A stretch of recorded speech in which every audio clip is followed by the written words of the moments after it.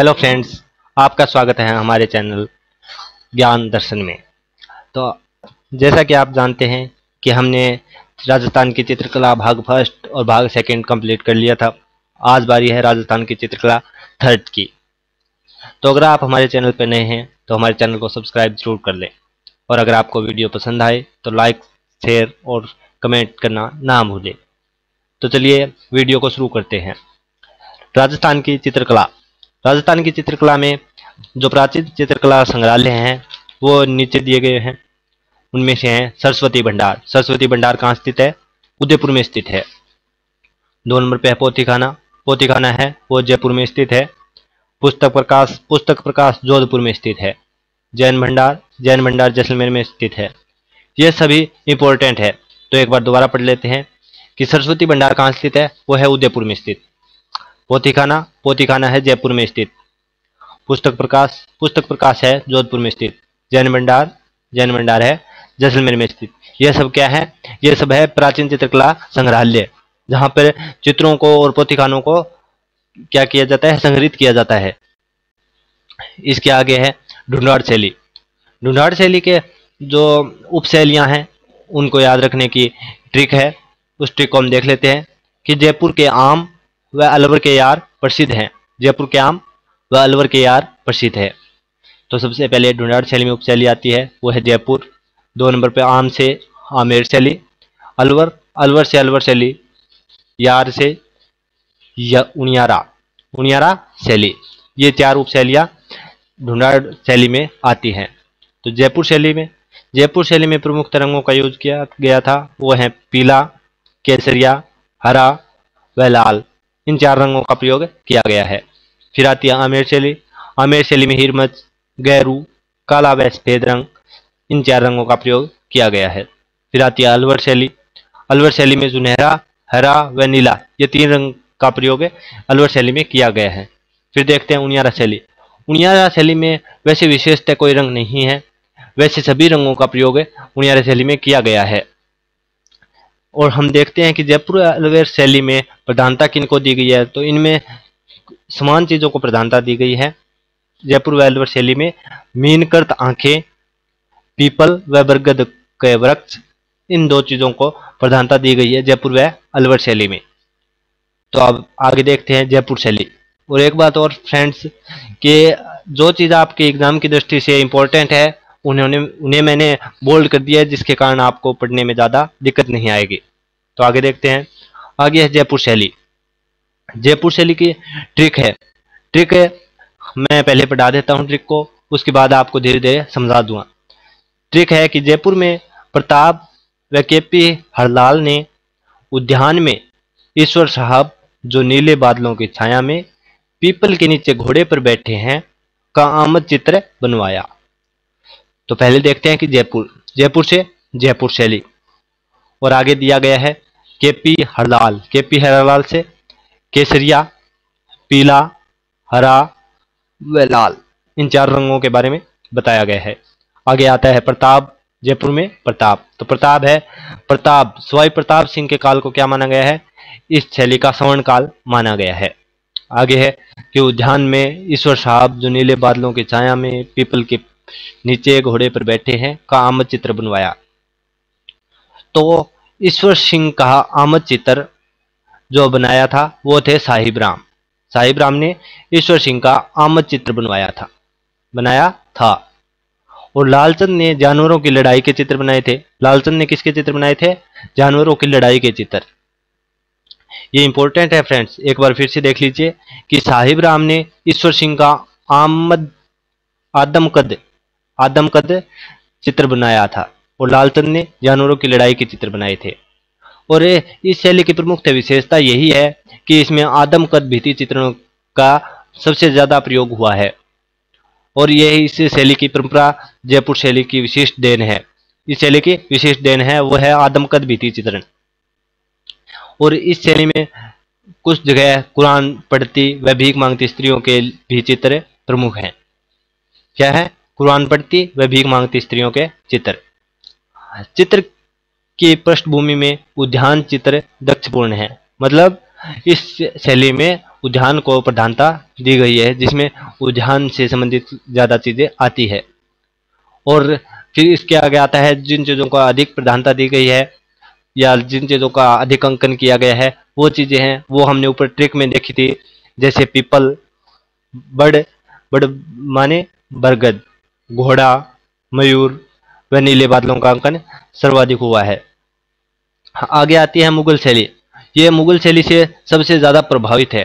क्या है? मुगल शैली से सर्वाधिक प्रभावित है जयपुर शैली। आगे है सूरत खाना। सूरत खाना क्या है? सूरत खाना है जयपुर राज्य का कारखाना है जहाँ कलाकार चित्र व लघु चित्र बनाते थे। जहाँ कलाकार चित्र व लघु चित्र बनाते थे। इसका निर्माण करवाया था स्वाई जय सिंह ने। स्वाई जय सिंह ने सूरत खाने का निर्माण करवाया था, जहाँ पर कलाकार चित्र व लघु चित्र बनाते थे। चित्रकला के विकास हेतु आयाम व कलाकृत दो संस्थान हैं जो जयपुर में स्थित हैं। दो संस्थान कौन से हैं जो चित्रकला के विकास हेतु बनाए गए हैं? वे हैं आयाम और कलाकृत। आगे देखते हैं हम जयपुर शैली के चित्रकारों के बारे में। उन्हें याद करने की एक ट्रिक है, वो है कि जय त्रिलोक की साली साहिबा, जय त्रिलोक की साली साहिबा गोरी हैं। हुकुम रामजी लाल की पत्नी है, हुकुम रामजी लाल की पत्नी है। तो देखते हैं जय से जयपुर शैली, त्रिलोक से त्रिलोक, साली से सालिग्राम, साहिबा से साहिबाराम, गोरी से हमको दो नाम याद रखते हैं।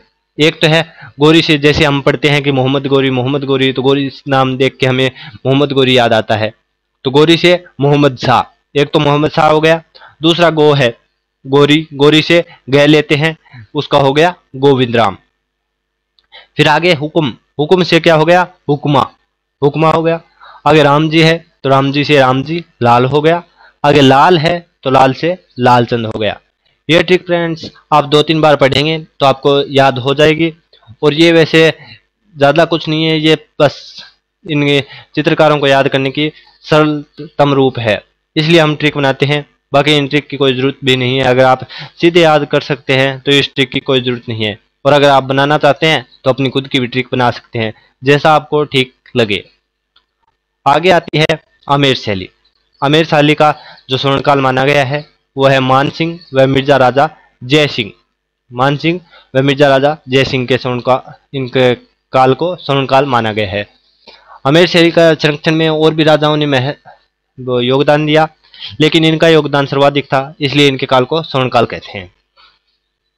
आमेर शैली में रंग जो है वो है आमेर में हैरमत सफ़ेद गैर कानूनी है। ये इसको याद करने की ट्रिक है फ्रेंड्स, कि आमेर में हैरमत सफ़ेद गैर कानूनी है। तो आमेर से आमेर शैली, हैरमत से हिरमत, सफ़ेद से सफ़ेद, गैर से गैरू, कानूनी से हम काला याद करेंगे। कानूनी से क्या याद करेंगे? काला। तो आमेर में हैरमत सफ़ेद गैर कानूनी है। तो आमेर शैली में प्रमुख रंग है वो है हिरमत, सफ़ेद, गैरू और काला। और आमेर शैली के जो प्रमुख ग्रंथ है वो है आदि पुराण, रजमनामा, यशोधर चरित्र और बिहारी सतसई पर आधारित चित्र इस शैली में बने हैं। किनसे संबंधित चित्र बने हैं? आदि पुराण, रजमनामा, यशोधर चरित्र और बिहारी सतसई पर आधारित चित्र इस शैली में बने हैं। कौन सी शैली में? आमेर शैली में। और इस शैली पे जो सर्वाधिक प्रभाव पड़ा है वो पड़ा है मुगलों का। मुगलों का प्रभाव इस शैली पे सर्वाधिक पड़ा है। आगे देखते हैं हम कि इस शैली में जो चित्रकार हुए हैं वो कौन कौन थे। उसको इस ट्रिक से याद रख सकते हैं कि आम पुष्प आदि पृथ्वी पर, आम पुष्प आदि पृथ्वी पर, आम पुष्प आदि पृथ्वी पर। अगर आप इसे 2-3 बार पढ़ेंगे तो ये भी याद हो जाएगी। थोड़ी डिफिकल्ट है लेकिन आपको याद हो जाएगी। आगे देखते हैं कि आम, आम से आमेर उपशैली। पुष्प से पुष्पदत्त, पुष्पदत्त क्या थे? चित्रकार थे।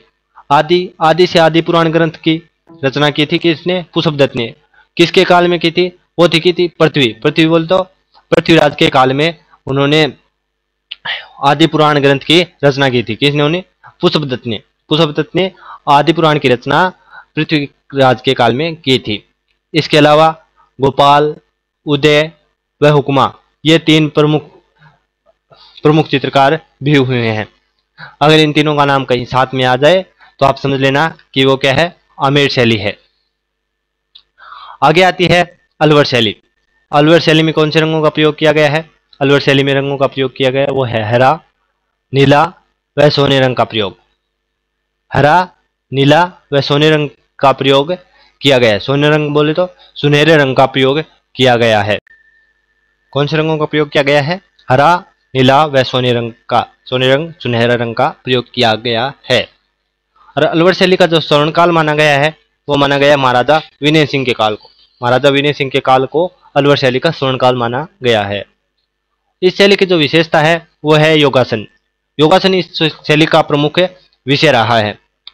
इस शैली में सर्वाधिक जो चित्र हैं वो योगासन से संबंधित बनाए गए हैं और इस शैली पर ईरानी, मुगल और जयपुर शैली का संतुलित समन्वय है। मतलब इन शैलियों का बराबर प्रभाव पड़ा है, लगभग बराबर प्रभाव पड़ा है।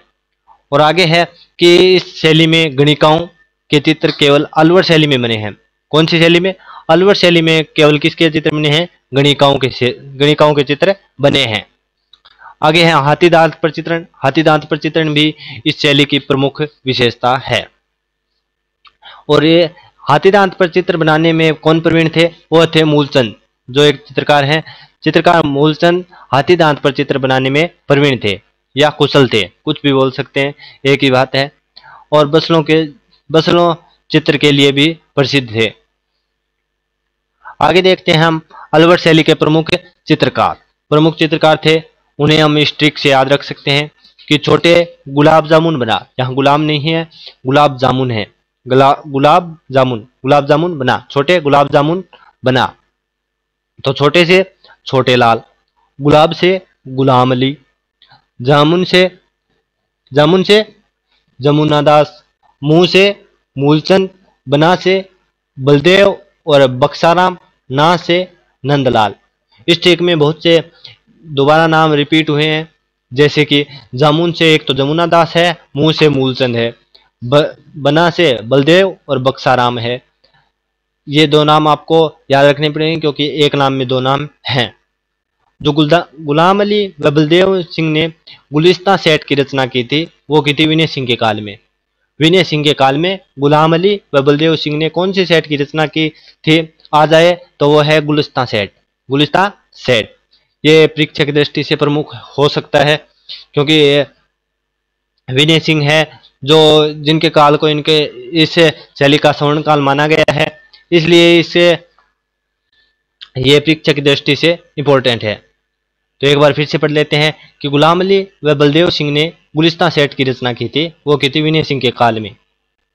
अब आगे देखते हैं, आगे है उनियारा शैली। उनियारा शैली में जयपुर व बूंदी शैली का मिश्रित प्रभाव पड़ा है। कौन सी शैलियों का? जयपुर व बूंदी शैली का मिश्रित प्रभाव पड़ा है। और इस शैली की विशेषता है वो है धार्मिक चित्र बने हैं। इस शैली में कौन से हैं सर्वाधिक धार्मिक चित्र कौन सी शैली में बने हैं आ जाए तो वो है उनियारा शैली में। केशव की कविप्रिया पर आधारित चित्र बारहमासा, केशव की कविप्रिया पर आधारित चित्र बारहमासा वो भी इसी शैली से में बना है। राग रागिनी राजाओं के व्यक्ति चित्र बने हैं, राग रागिनी राजाओं के व्यक्ति चित्र बने हैं, वो भी कौन सी शैली में बने हैं? उनियारा शैली में बने हैं। अब देखते हैं कि उनियारा शैली के जो प्रमुख चित्रकार हैं उनको हम इस ट्रिक के द्वारा याद रख सकते हैं। वो है यारा मीरा का धर्म बता भीमराम, यारा मीरा का धर्म बता भीमराम। तो यारा से क्या हो गया? उनियारा शैली हो गई। यारा से क्या हो गया? उनियारा शैली हो गई। मीरा से मीरबख्श, का से काशी, धर्म से धीमा, बता से बख्ताराम, भीम से भीम और राम से राम लखन। ये चित्रकार हम इससे याद रख सकते हैं। और इस चित्र में सबसे सर्वाधिक यूज हुआ है वो है धार्मिक चित्रों का, इसलिए यहाँ पे इस ट्रिक में भी कुछ धर्म से संबंधित रिलेटेड डाल दिया गया है। यारा मीरा का धर्म बता भीमराम। तो एक बार फिर से देख लेते हैं ट्रिक कि यारा से उनियारा शैली, मीरा से मीरबख्श, का से काशी, धीमा से धर्म से धीमा, बख्ता से बख्ता राम, भीम से भीम, राम से राम लखन। विशेषता है वो धार्मिक चित्र बने हैं। ये हमने ऊपर भी पढ़ लिया है, यहाँ दोबारा पढ़ लिया, चलिए रिपीट हो गया, अच्छा हुआ, याद हो जाएगा जल्दी। आगे है हाड़ौती शैली। हाड़ौती शैली में दो उपशैलियां आती है, कोटा उपशैली और बूंदी उपशैली। ये दो उपशैलियां इस हाड़ौती शैली में आती हैं। कोटा उपशैली में है वो है हल्का हरा, नीला व पीला, 3 रंगों का प्रयोग हुआ है। बूंदी उपशैली है उसमें हरे रंग का प्रयोग सर्वाधिक हुआ है। कोटा व बूंदी में प्रधानता है वो है आम्रपर्ण समान आंखें, मतलब आम के पत्ते के समान आंखें इस शैली में दिखाई गई हैं। और खजूर के वृक्षों को प्रधानता दी गई है। तो अब हम देखते हैं कोटा शैली। पहले आती है कोटा शैली। तो कोटा शैली के जो संरक्षक राजा थे वो थे राम सिंह, भीम सिंह प्रथम व शत्रुसाल। इनके अलावा भी संरक्षक राजा थे, लेकिन ये कुछ विशेष हैं इसलिए इनको दिखाया गया है, बताया गया है। स्वर्णकाल है कोटा शैली का स्वर्णकाल है वो माना गया है महाराव उमेद सिंह के काल को। महाराव उमेद सिंह के काल को कोटा शैली का स्वर्णकाल माना गया है। फ्रेंड्स, एक बात और बता दूं कि इन जो स्वर्णकाल है ये सभी शैलियों के आप याद कर लें, क्योंकि ये स्वर्णकाल बहुत ही महत्वपूर्ण है। अब आगे देखते हैं। आगे है कोटा शैली का जो प्रमुख ग्रंथ है वो है भागवत पुराण व ढोलामारू। भागवत पुराण व ढोलामारू दोनों ही ग्रंथ है कोटा शैली के प्रमुख ग्रंथ हैं।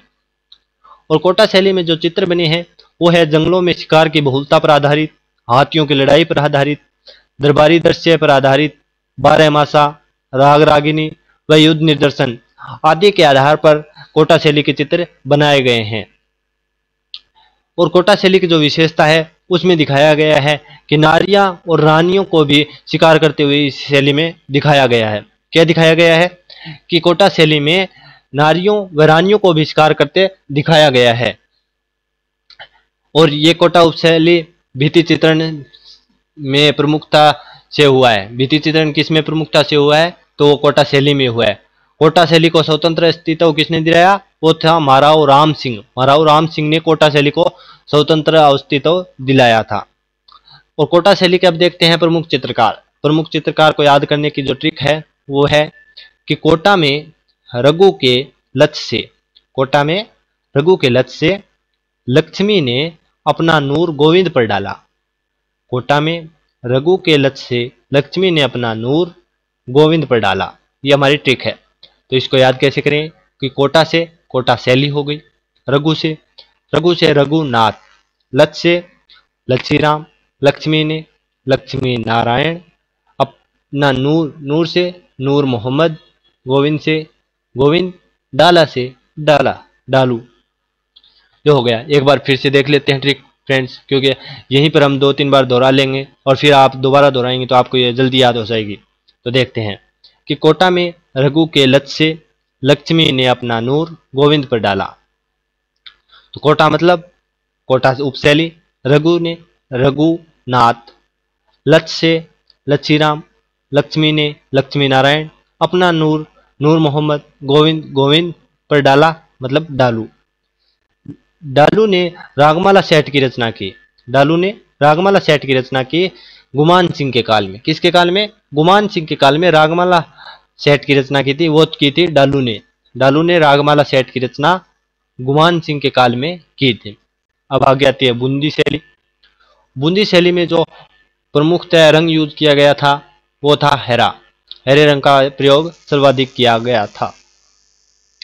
और बूंदी उपशैली के जो संरक्षक राजा थे वो हैं शत्रुसाल, छत्रसाल, सुरजनहाड़ा, भाव सिंह। ये 4 प्रमुख हैं। इसके अलावा भी कई और राजा हैं जिन्होंने इस बूंदी शैली का संरक्षण किया, लेकिन वो अभी प्रकाश में नहीं आए हैं। स्वर्णकाल जो माना गया है बूंदी शैली का वो है सुरजन सिंह हाड़ा के काल को बूंदी शैली का स्वर्णकाल माना गया है। और इस शैली पर सर्वाधिक प्रभाव पड़ा है वो है ईरानी, मराठा, दक्षिण व मेवाड़ शैली से प्रभावित ये शैली हुई है। एक बार फिर से देख लेते हैं कौन सी शैलियों का इस पर सर्वाधिक प्रभाव पड़ा है।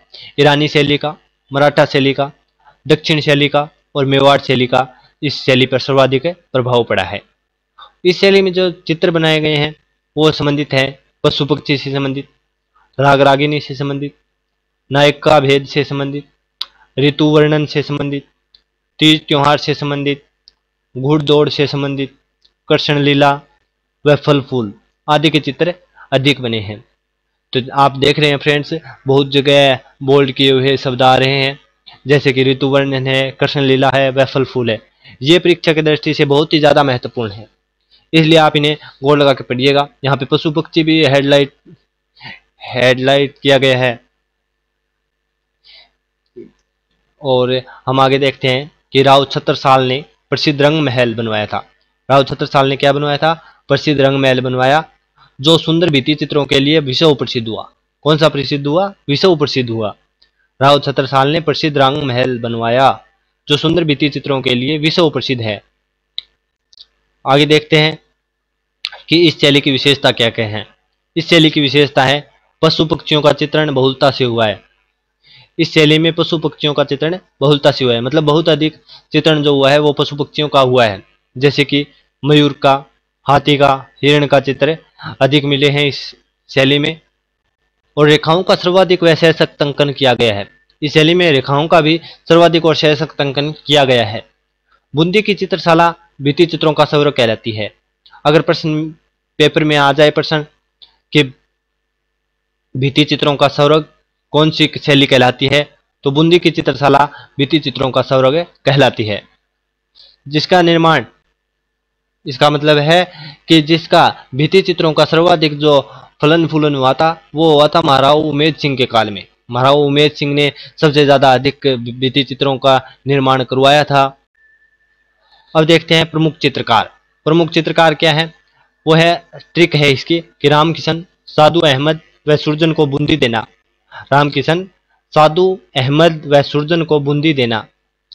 तो हम देख लेते हैं ट्रिक के बारे में। रामकिशन से रामलाल व श्री कृष्ण, रामलाल व श्री कृष्ण। साधु से साधु राम, अहमद से अहमद, सुरजन से सुरजन, और बूंदी देना से बूंदी से आ गई अपनी बूंदी उपशैली। Thank you friends. अगर आपको हमारी वीडियो पसंद आई है तो प्लीज़ लाइक, कमेंट और शेयर करना न भूलें।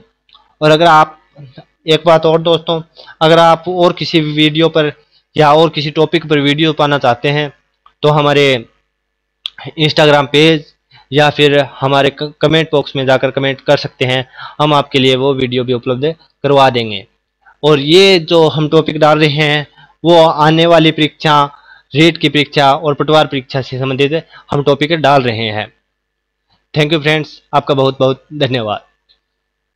ज्ञान दर्शन चैनल को सब्सक्राइब करें और वीडियो को लाइक करें। धन्यवाद।